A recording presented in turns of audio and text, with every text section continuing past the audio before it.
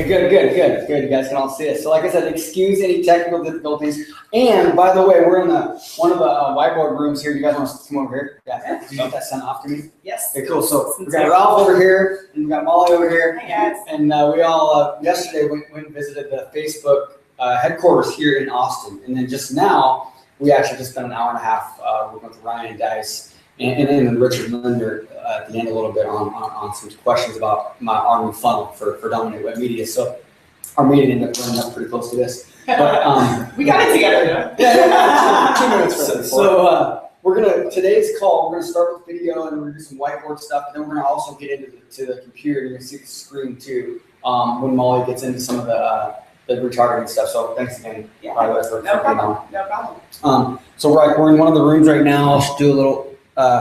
It's pretty close to their office in Austin, so that's looking out the window. You got some cool little up over the hills, views. Awesome. And then Yeah. should I point it out to the out here? Yeah. That way? Okay, yeah, here. That's one of them. So grab the computer, I'll grab the camera. So what we got here is we're hanging out at their office for a little bit, and this is their the main area where they hang out.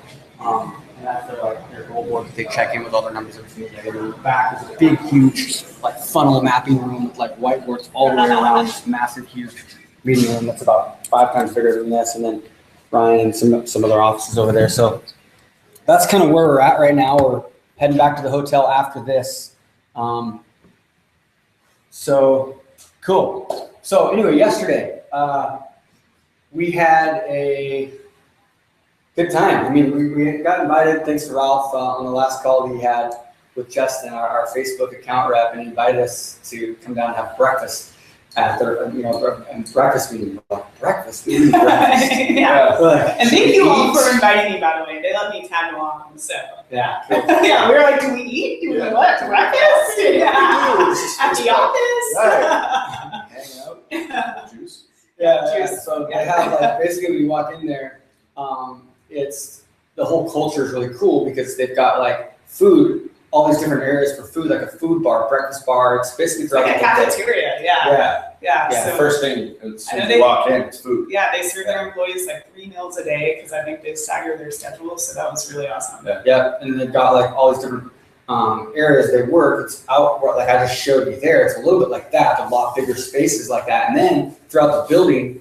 There's hallways and stuff like that, and they've got all these different workspaces too. Like if you want to go hang out at these tables and an area. Yeah, there's a hammock and cool work spots. So you can move around and stuff, and they don't really have hours. It's pretty cool.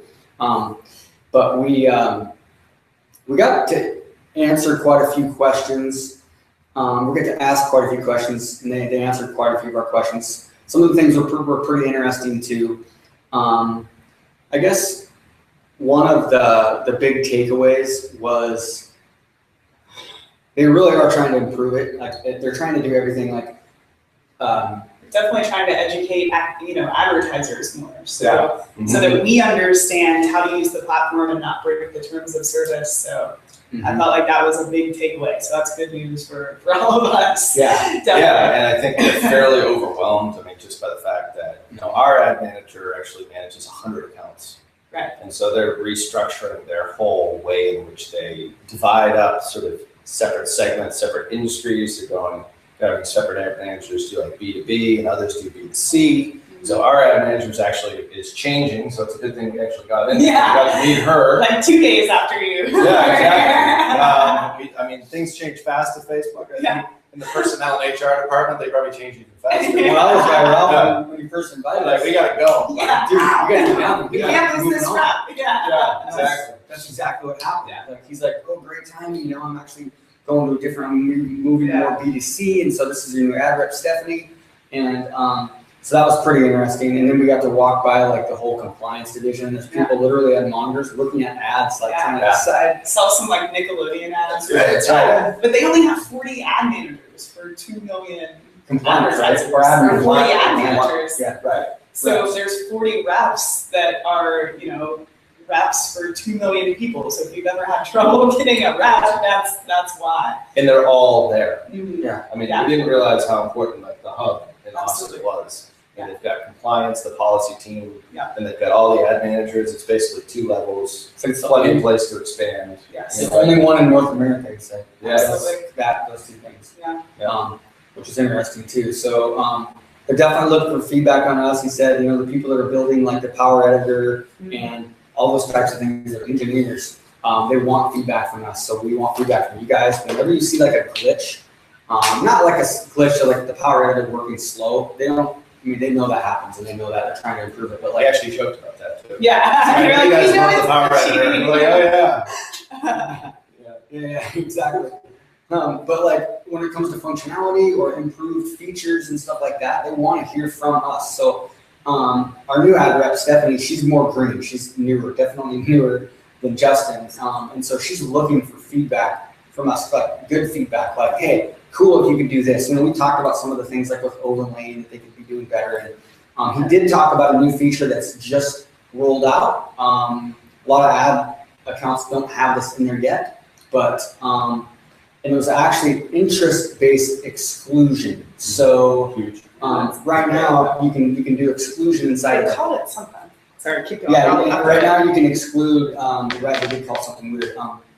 Basically like in the audiences, so you can say, I want to target this. Flexible target. Yeah, I want to target this custom audience, all website visitors, and I want to exclude thank you page visitors, right? So it's basically targeting, but you can't do that inside the interests. What they're going to add, what they just added is called flexible targeting, where you can target somebody that likes Tony Robbins, but does not like Brendan Burchard, for example. And so, right now you can only do that with your I think a good example he had was if you're trying to find people who like football and you targeted ESPN, you could say, I want to target ESPN but exclude basketball. So you can get a little bit more specific, but for scale, it allows you to sort of hit those broader interests while excluding stuff that doesn't matter. Yep. That's going to be pretty cool. Yeah, like the Venn diagram. Absolutely. So like that middle part, which is really awesome. And actually, while we're on that exclusion topic, he gave us a great tip a while ago, about a month or 2 ago,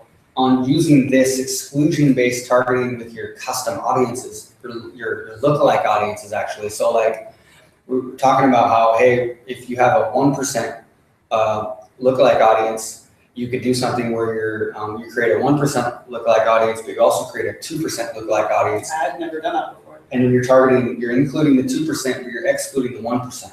Now, for those of you that are like confused on that, basically what that means is, let's say you want to create a lookalike audience based on your buyers. Okay, so when you create your lookalike audience, we got trainings in the members area on how to do this. Okay, but basically you can select that custom audience. Let's say it's your buyers, or let's say it's your email list, and then they have a little scale. You select like United States, and then they have a little scale, and you can select 5 million all the way up to 25 million in the U.S.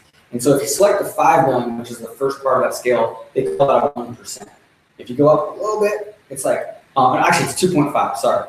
It's 2.5 million is the first part of that. And then if you go one notch, it's 5 million, okay? And that would be at 2%. So you slide it right in the middle, around like 10 or 11 million, that's gonna be around 5%. So basically it's just more, it gets broader the higher percentage it goes. But those are the types of things that you can do, and especially like if you're in a local area where you want to target fairly broad, and you want to geo-target it to like Seattle area, but you want to just only target your lookalike audience, you can do 2% minus 1%. Those types of things that you can do. So another one, which I thought was really cool for B2B people, is you could actually, there's going to be new targeting that's going to come in on companies specific to sales volume. Yes. Like you can go to like 1 million to 2 million. We're not exactly sure, what the grade is going to be or what the sort of level is going to be, but it's going to be businesses that have certain percentages or certain sales volume. So if you're a consultant that's targeting companies between 1 and 5 million, that's something that's coming as well. The 3 big data companies actually do have that. They just haven't integrated into the platform though. So that's huge. That's going to be a real biggie. Yep. So the big data companies where we get these offline spending habits, net income targeting, income-based targeting, Datalogic, Epsilon, Inspiron, what they're called. Basically, he said they've got more. They've got better data. So instead of just targeting somebody who has a net worth of $1 million, you can actually target somebody that has a business with 10 to 100 employees. I don't know the specifics, but that is actually available now. They have to add it to our account. So he told us he actually would, which is really cool. So as far as when it will be available to you and everybody else, I don't know, but it's coming, and that's a big deal. Right. Especially if you're B2B, absolutely. Yeah, that's cool too. Awesome. So, let's see here. So I would say as far as the suggestions, just bring those to the Facebook group because they want us, we have to email them. They can't really just take emails from anybody. So they have to actually come from us. So if you guys got good feedback on what would make the platform better, just bring it to the Facebook group, really. And then we can start it off. Thread. Yeah. So we'll start a thread. So let's see here. That was the cross-targeting function that we had before. It's different though. It's a little bit different, I think, than we've ever had before, as far as the exclusion. Yeah. Interest targeting. Yeah. Yeah, it's slightly different. You could do that before. You could exclude it from one section of the ad manager to another, kind of, but not really within interests. So it's just slightly different. Why they don't make all this available immediately, I don't know. I think they just roll it in over time. I think they roll it in and see how people, the feedback and consumption, and then start to roll it out to other accounts. Yeah. So, I mean, I think the everyone wants an ad manager, even if you're brand new. I think that's something that they realize that they need that resource. So, it's right now, it's fairly exclusive with 40 of them, right. 100 each. So that's not that many. But they are going to be doing something for, if you're like an agency specifically, they're going to have account managers specifically for agencies, which for us was great news to hear, because we basically have an ad rep for individual clients, but then they tend to not really pay attention to the other ones that we're managing. Right. They're only really interested in those one or two. Right. So I think slowly but surely they're trying to figure it out, and it takes some time to do it. And then they rolled out that resource yesterday. Yeah. I shared that with the digital marketer people, and it's Facebook. We can write it here. Yeah. Yes. Facebook.com/blueprint. So, yeah.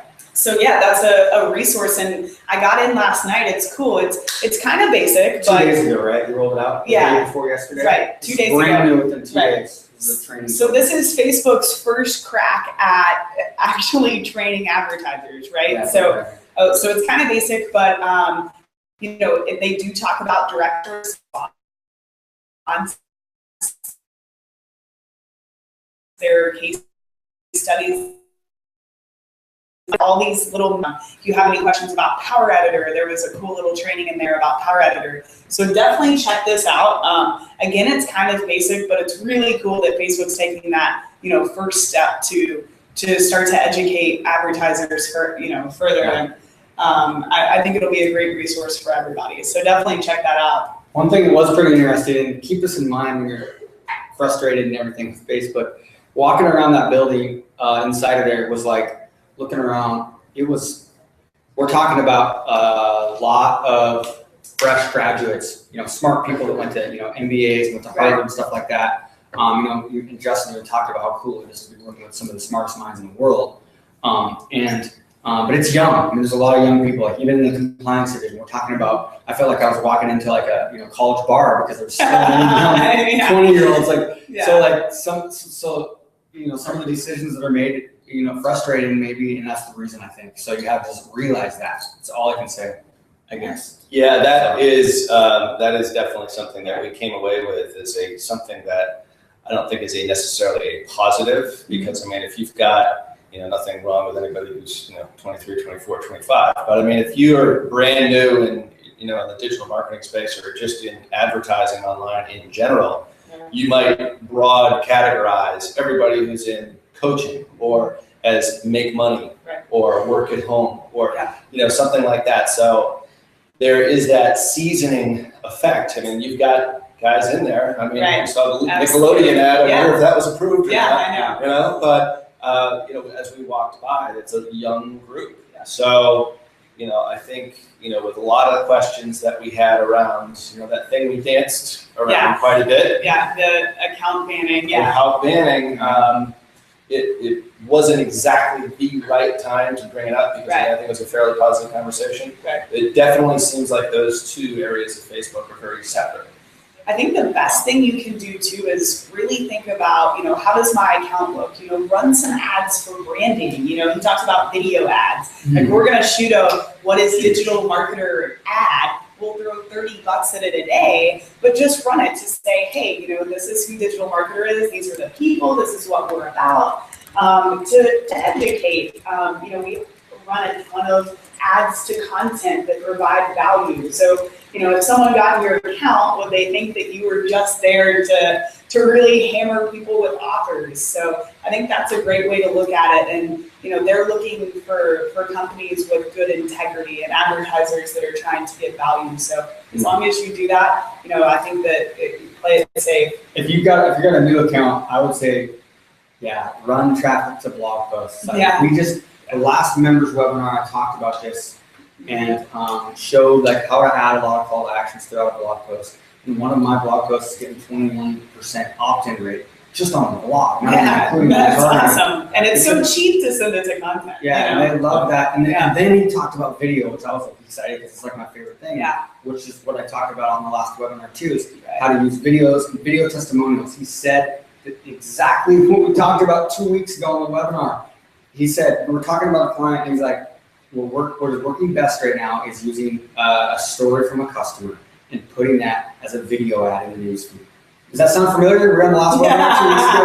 Like He talks about that at Traffic and Conversion Summit. yeah, that's what I talked about at their event That's awesome. from my talk. So basically, this stuff, and he's seen it with millions of people out there. So it's that third party credibility, third party, somebody else saying something good about you, and then the video ads get so much. They don't get the negative feedback. They get a lot more shares. Yes. So your relativity score goes up. You just have to realize that you're going to pay every time somebody clicks on that or comments or something like that. So there's going to be some slippage as far as paying for a click compared to like if they click through to your website. Right. But that's what they want. So yeah. So should we get what else? Do you guys have any other?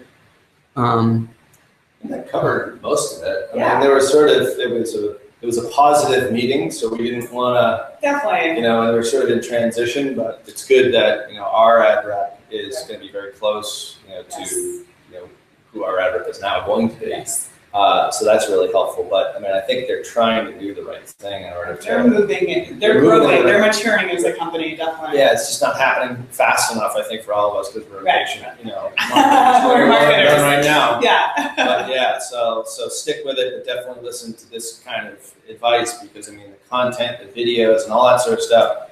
If you're not doing that, you should be doing it. And Bree just made a great comment. Personally, you were on the last call with her, the last two calls. Bree from Betty Rocker, who's been on a couple of our webinars and done some awesome training videos, said she's getting 2 and 3 cent clicks, 2 and 3 cent clicks to a blog post. She's sending from Facebook traffic, Facebook ads. It's freaking ridiculous. And my sales for the product, my sales for the product I suggest at the bottom of the post have been increasing so much. So like Ralph was like, shoot, we don't even need a lead magnet. You don't need a lead magnet. We're targeting people right to your products and people will click through. And when I was at the Silver Circle Mastermind, and the day before I spoke at James Trenco's event in Australia 3 weeks ago, one of the guys is in the fitness space, and Bree, I will find his URL and send it to you actually, so reminds me. Basically, he doesn't use lead magnets anymore. All he does is drive traffic to blog posts. He's in fitness and weight loss, and he doesn't get his account banned. He drives them to blog posts, just like basically the format that I showed you on the last webinar. And at the bottom of his post, he's got a link that takes you to his product page, which is like a tripwire type of offer. And he's getting 5% sales conversions on people that click that link at the bottom of his post. But he's getting 20% opt-in rate for people that land on that post also by the sidebar ad and inside of his post lead magnet stuff. So he's getting leads, but he's not sending traffic to a lead magnet at all, not even retargeting them to a lead magnet. He's only going to a blog, and then he's retargeting to say, I don't even know if he's retargeting to sales, just pretty much. He could follow up via email and say whatever he wants. Exactly. So this stuff works, and it's important. And do you have to create 100 pieces of content? No, 1 or 2 good ones starting out. absolutely. what you need. Yeah, So, good, Just solve killer, Yeah. and lots of calls to action. Yeah. I mean, not, exit pops and all that other sort of stuff that Right. you don't want sending that, straight to your traffic in a blog, but content really, I mean, if you think about the user experience, I mean, it is all about the user experience. Right. You typically can't go from Facebook right to an offer to sell. Yeah. But I mean, we've seen exceptions to that. But the point is that, exactly like what you wrote about and you talked about at TNC, Yeah. is, send them to a blog post, engage them. Right. and Well, give them then- value, solve, Exactly. what does your market, what would really interest them? We all read, we're all interested in something. So if you can really hit a pain point and interest them with the content, they're gonna trust you. You're an authority to them. It's true. And then when you ask them for something later, it's not so cold, right? Mhm. But there is OptiMonk. It's OPTIMONK. It's a software, and it's actually an overlay, so it's not an exit pop. It's the kind of thing you see when you move your mouse up to close out of the browser, and there's the pop-up there. That is actually okay with Facebook, and you'll see on the Digital Marketer website on Tuesday, all of ours are gonna go live. And it's really cool because based off of what kind of blog post you're reading, so say you're reading about Facebook ads, you're gonna see an offer for a Facebook ad template. So it's allowing us to segment these exit pops, but they're not really exit pops because they can still leave the page without touching the exit pop. It's more of an overlay. So it's Facebook compliant, and we're able to make these offers on page. So we'll let you guys know. I asked him specifically. I was like, hey, I was like, is this okay? So we'll let you guys know definitely how that works. But it's a great way to bump conversions on the content, definitely. Cool. So, we're already 25 minutes in, so let's, should we get right into the targeting stuff? Absolutely. Now, you actually sent me slides, didn't you? Yep. So, It'll probably be easier to just sit down and, you can pixel someone from Facebook, you can pixel someone from Twitter, SiteScout, Google. So pretty much any ad platform is going to let you pixel someone so that you can talk to them again in the future. And so you might think, why do I want to spend money, pixeling someone? Why don't I just want to go for the email address? And we definitely want to go for the email address. Email is a bit more sustainable. You kind of own that unless they, of course, opt out. Pixels last for up to 6 months, at least on Facebook they do. So if someone is in a pixeled audience for 6 months and they still haven't engaged with you, it's probably time for them to leave the audience anyway. So don't worry about, hey, I only have these people for 6 months. If they continue to engage with you and go back to your site, they'll absolutely stay in your audience. But really why this is important is, advertising is becoming so much more expensive. Even on Facebook, you see the cost per click really rising. Like we said, there were 2 million advertisers on Facebook. So, lots of competition. So this is only going to continue to rise, right? Costs will only continue to rise. So, especially at Digital Marketer, we really feel like the more people that you're able to pixel now, the people who, really spend their time pixeling these audiences and continuing to engage with them, they're going to win.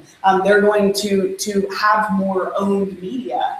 When you're ready to roll out an offer, you're ready to sell something, you're going to have that pixeled audience to talk to run ads to. So I just want to show you our strategy for doing so and some proof points too. So I want to show you, number one, the sort of old method that we used to use, that we still use, and sort of the new cost per pixel model, and how they're actually the same price, but we're building these audiences. So Is everything good, guys? Probably should use the regular, because I think the internet, one and Connect 2 is too slow. Oh, no, they're both on the same ones that we've had some trouble, but I'm so sorry. Okay, it's working now. I think about it. Okay, cool.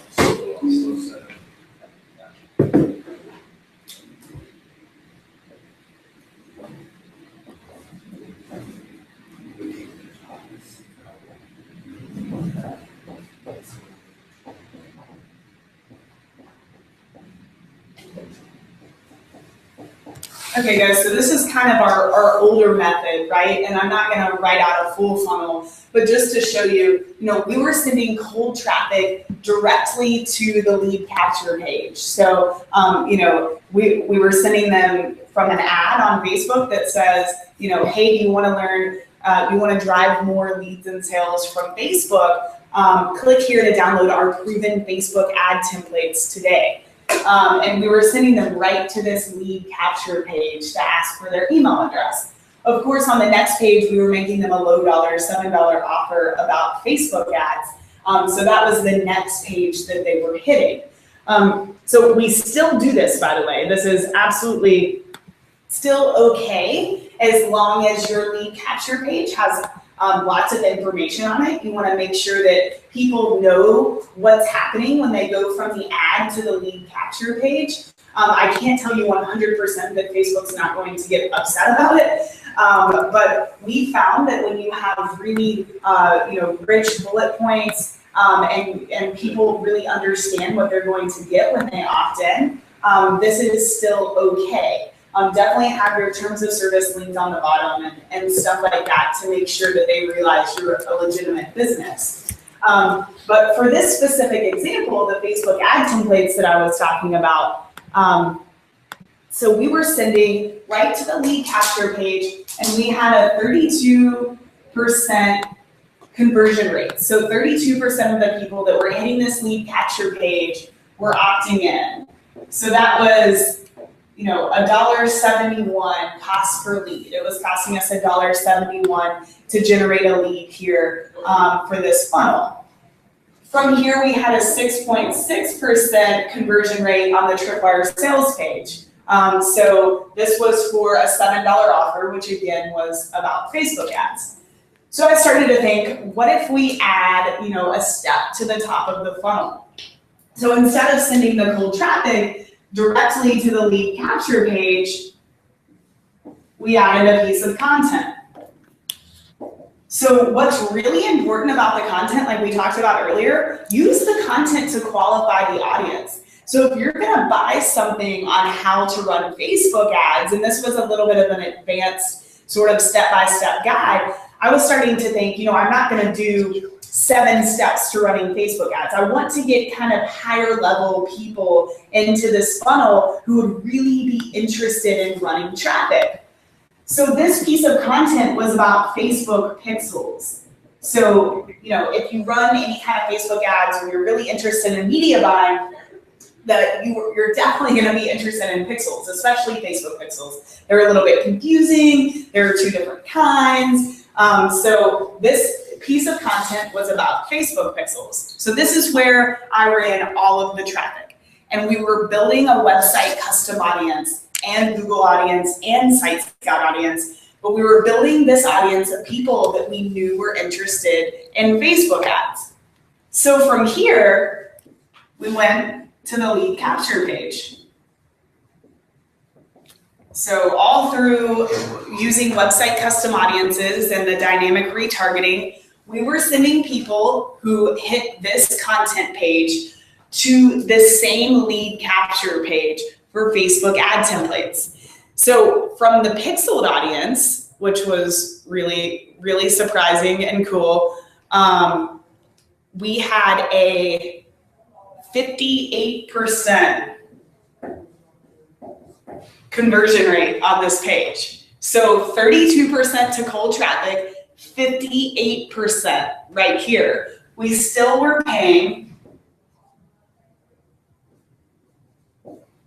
$1.71 to acquire the lead, but this was a 58% higher conversion rate. The reason that we were paying $1.71 to acquire the lead is because we did have to pay about 30 to 50 cents right here to pixel that person and get them to our site. That's really high. Our market is competitive, and clicks to our website cost us a little bit more than, say, Breeze getting clicks to her website for 3 to 5 cents. That's incredible. Why would you not send all of your traffic here to pixel these people? Especially when you know that this pixeled warm audience who went to your website and you establish yourself as an authority. They got value from you. They converted at 58%, where the cold audience here converted at 32%. So you guys see how big of a difference this is. It's still costing us the same amount for cost per lead, but this is a much more qualified lead here. And you've done right by them. You've established value. But where it really got awesome was when we went to the next step. So we went to this $7 offer. Oh, she was 2 to 3 cents, she said, LOL. Oh, 2 to 3. Sorry, Ray. I cut you by a cent. Where it really got cool was when we retargeted from here to the Tripwire sales page. Well, we didn't retarget. The Pixel people opted in right here on the lead capture page, and they went to the Tripwire sales page. Guess what the conversion rate was here? 9.1%. So this is when money starts to come into play, guys, right? This is when they're actually buy. We were able to prove here the cold traffic converted at 6.6%. The people who had been pixeled converted at 9.1%.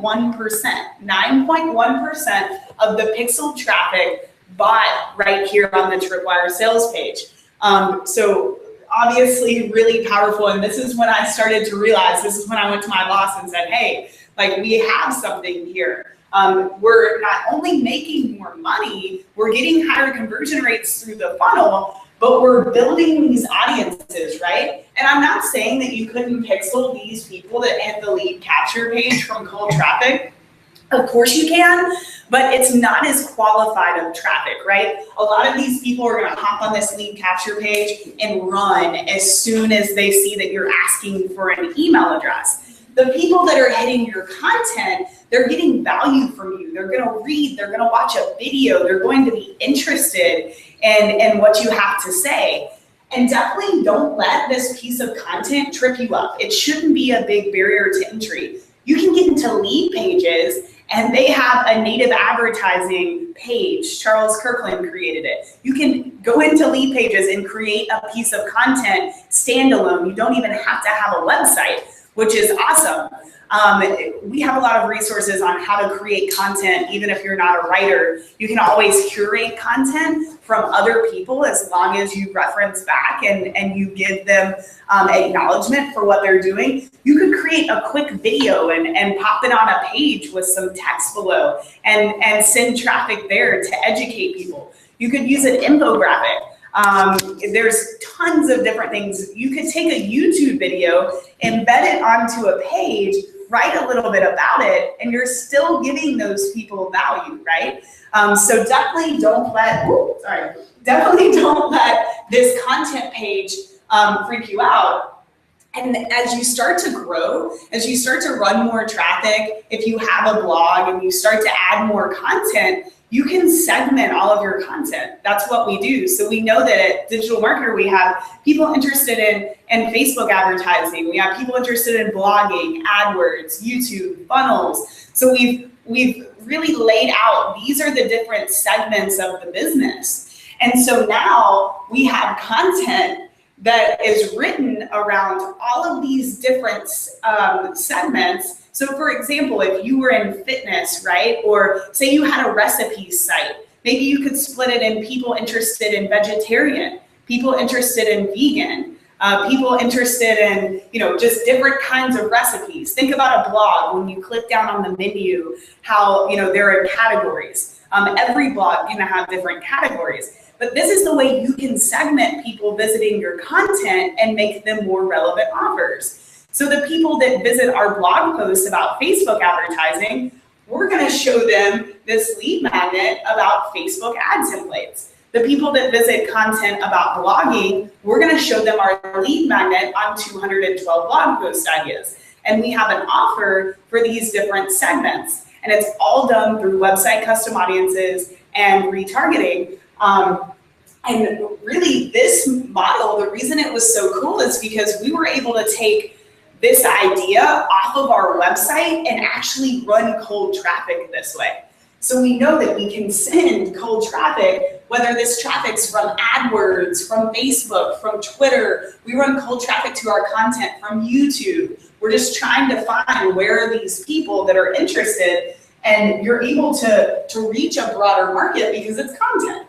You establish value, and then they are going to be a much more qualified buyer and customer for you, because you ask them to go to coffee, and then you ask them on a date, and you allow this relationship to progress versus saying, hey, you want to get married, do you want to have kids? We allowed this relationship to progress, and it's paying off big time for our business. So that's pretty much what I had. If you guys want to add, or if you have questions. Real quick. Sorry I didn't have my slides. This was kind of last minute, we kind of just did it. So. Yeah. Well, it's still downloading actually. And she wasn't able to log in from her computer. But sorry guys. There's on the left side of your panel somewhere, there's actually a chat feature. If you don't know that, if you've never been on there, you have to enable the chat if you want to ask questions. I know a lot of people are in there asking questions, but some of you guys might not know that. So we want to get a close-up of that right there, just absolutely. In case people can. And I have a blog post outlining all of this with way prettier graphics than this. We can pop it in the chat box. Sure. I can just Facebook message it to you. A little bit, yeah.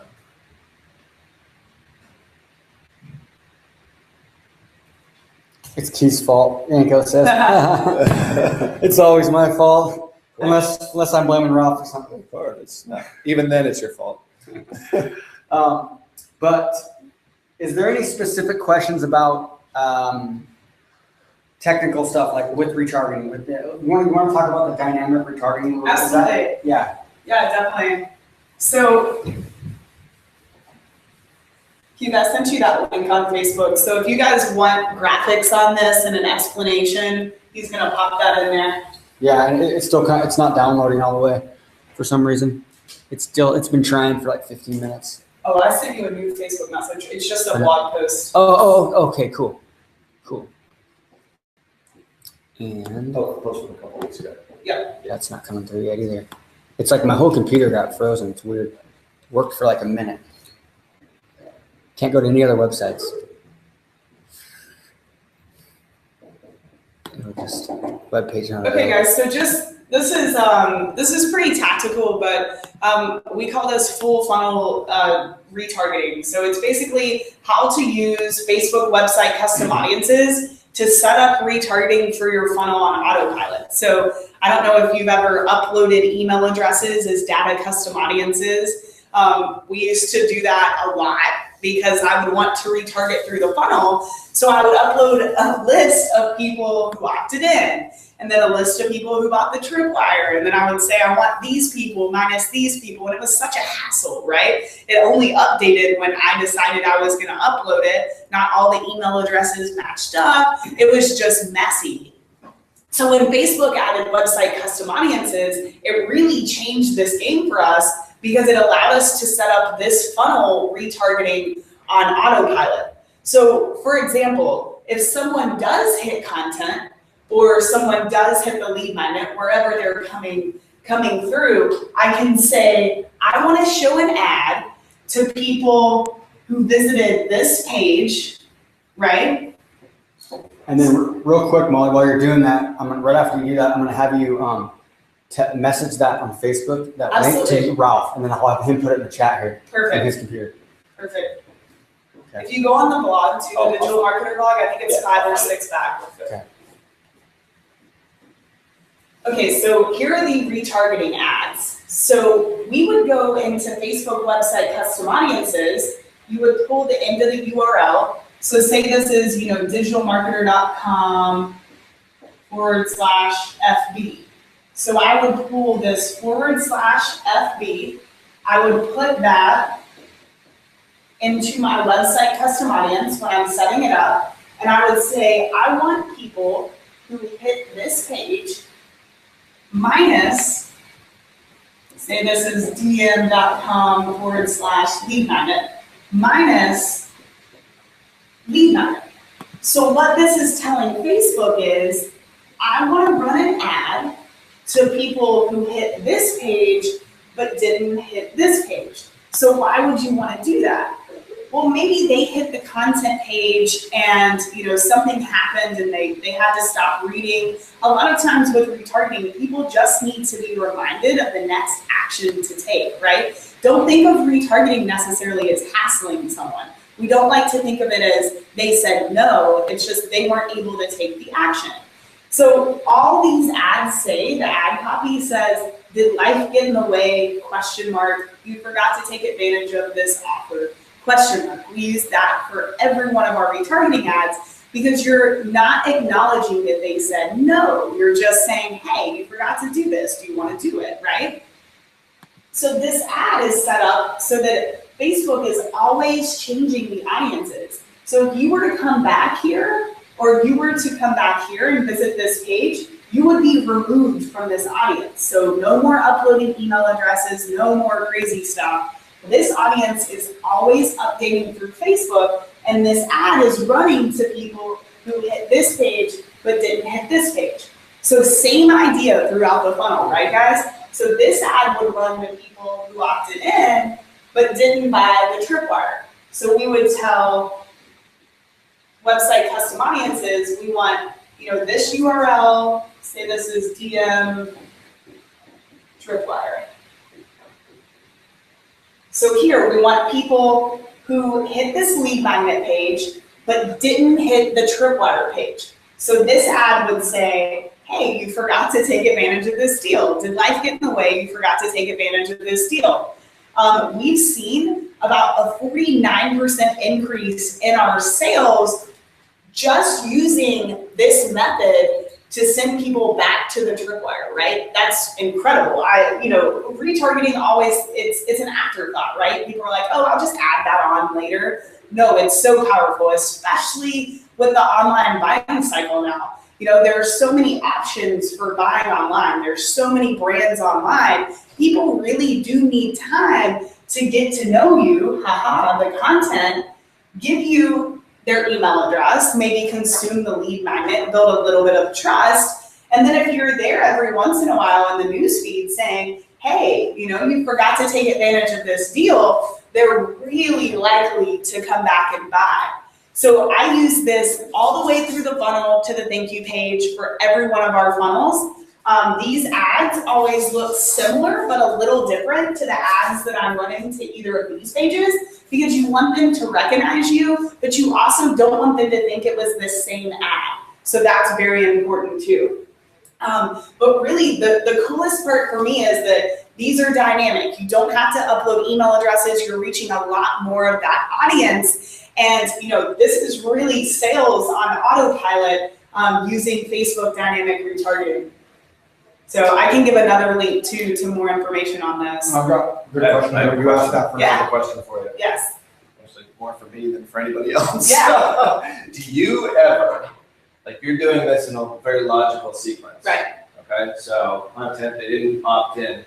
Maybe somebody actually opts in or sees this, but maybe they don't want this. Yeah. Have you ever gone right to here with that? Right. So we haven't with paid traffic, but our email marketing system does that. So if they're not interested in this, we will make them another offer. But I haven't done this with paid traffic, but we should definitely try.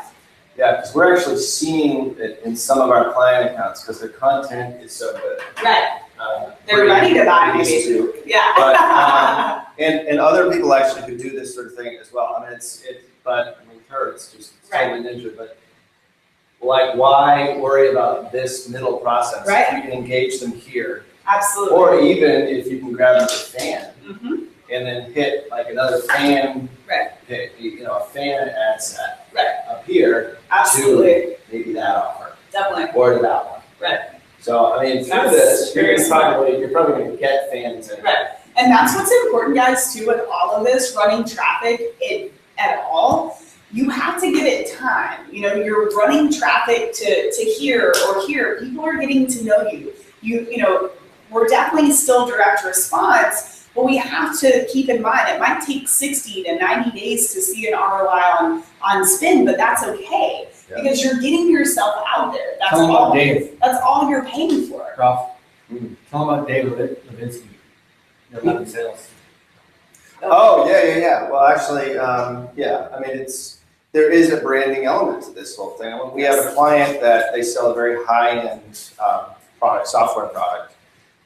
And, their whole cycle is to get appointments for their salespeople right on Facebook. And we've been testing a lot of different ideas, a lot of different things. And some have worked, some haven't. To his credit, he continues to evolve and take our advice, and because he realizes that his customers are there on Facebook. One of the things that we didn't really anticipate is that even though we've been running ads for a while, we've gotten appointments and we've gotten sales, some of those people who actually became clients when they did a live event. Well, he did a booth. He did a booth. Yeah, he did a booth with you guys.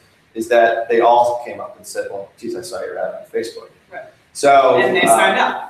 And he got a number of clients, Absolutely. double-digit clients there. I mean, I think Also, yeah. we'll have to double check it, but he did tell me that it was a significant amount. It's not necessarily, that's not the effect that you sort of think about sometimes with this, but it is significant. Stand especially if closer to you're- her because it tries to, it Oh, keeps trying to focus? focus on that. Oh. And it's- And to the same idea there, yeah, same.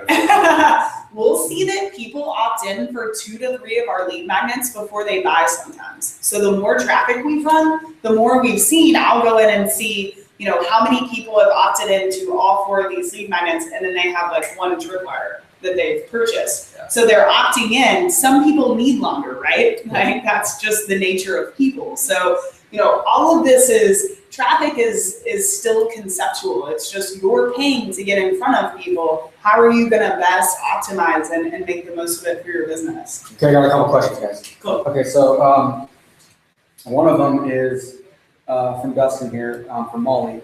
For this retargeting funnel stuff, do you need to set up a different custom audience for each step of the funnel, and then exclude audiences for each step of the funnel? Absolutely. So I have everything labeled. So this would be Facebook ad funnel dash, hit the content page, hit the lead magnet page. And so this one is including this including this URL, excluding this URL, but this is one audience. So you're absolutely right. Yep. So, okay, cool.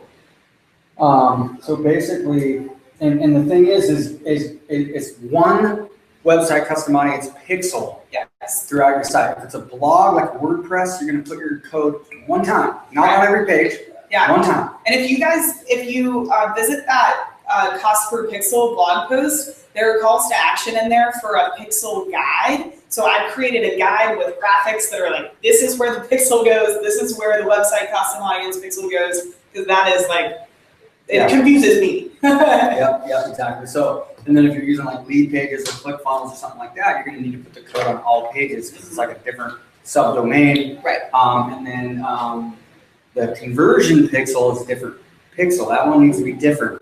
A different pixel for each conversion goal, whether it's a leader. And that doesn't have to do with retargeting, so that's more tracking and optimization. They call it a pixel, but it's a code like a Google. Yeah. Analytics They just code. try to confuse you. Right. Sorry, Facebook. All right, got another one here. Yeah. I'm sure Zuckerberg is on this. So- Yeah. What kind of ad in Facebook to direct people to, what kind of ad in Facebook to direct people to a blog post? Just text, an image, or would you put a short video there with a little text? That's a good question. You guys might. For us, if you go to the Digital Marketer Facebook page, that's what we run to content. So it's just an image that has a quote and a cool image and really text heavy. We want it to say this is really a lot that you're gonna get. So that's a great question. So you have to realize the psychology here. The reason why you would run a video ad in the first place is to pre-frame somebody, right? To get that trust, credibility, authority, depending on what your video does. And so by the time they get to your page where they do have to take an action, if your goal is for them to take some sort of action like opt in or maybe even buy a product, then a video can be really good. Now, if all of your offering is content, you're just going to the blog and they don't have to actually do anything to consume that. They don't have to opt in, it's non-gated. then it's probably no reason to use like a video for that, because the blog is creating goodwill. Okay, if you're running a video, that's to create goodwill. So when they get to that page where they're required to take an action with you, they're already warmed up and there's trust built. So I would not use a video if I was taking them to a blog post. I would look at like what BuzzFeed does. Look at BuzzFeed's Facebook posts. Everyone knows those are content. We try to mimic that a lot too. Yes, exactly. And clearly, just one last thing too, step in front of my, is in your content, make sure you tell them in your actual post itself, tell them it's a blog post. Yep. I mean, identify it as such. It lowers their defenses because they're not sure what's going to happen when they click that image. But if you put blog or blog post, They lower their guard. They know it's sponsored, but they're going to click on it. You get better relativity scores that way. So another great comment by Yanko is, I've got a client with video testimonial on a blog post sent directly to a squeeze page. I lost it, so hold on. So I have a client with video testimonial on blog post sent directly to a squeeze page with really high quality content. With privacy, of course, etc. No, with a pricey course, so it's an expensive course, and it's working great. By the way, the video testimonial interview is inside Facebook and is really quality content. It's been shared a lot. Kind of confused on that a little bit on that comment. If you kind of inside Facebook Ads University or inside Facebook, I'm confused on that a little bit. But we'll hit that in a second. So yeah, clarify that. Yeah. Because that sounds pretty good. do you still run some content to buyers as you do to people who are trying to turn into leads? Yeah, why not? But typically, probably not as much, I guess. You're talking about retargeting to people that have already bought to content.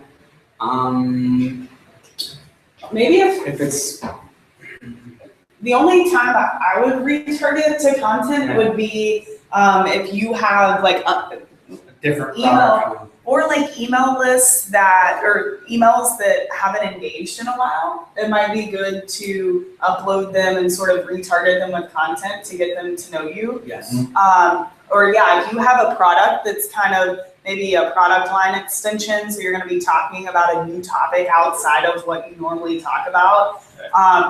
Like when we rolled out an email marketing course, we kind of started rolling out some email content and running that around just so people weren't surprised when they saw that we had an email course. I mean, those unto themselves, customer lists unto themselves are great for lookalike audiences. Absolutely. True. Find more people like the people that buy. Yeah, exactly. I mean, those are your, as far as custom audiences that you can turn into a lookalike audience, which could be another goal. I think that's a very good lookalike audience. Because don't you want more people that buy your stuff? Yes. You upload it, and then you create a lookalike audience, 1%, 2%, depending on what country you're in.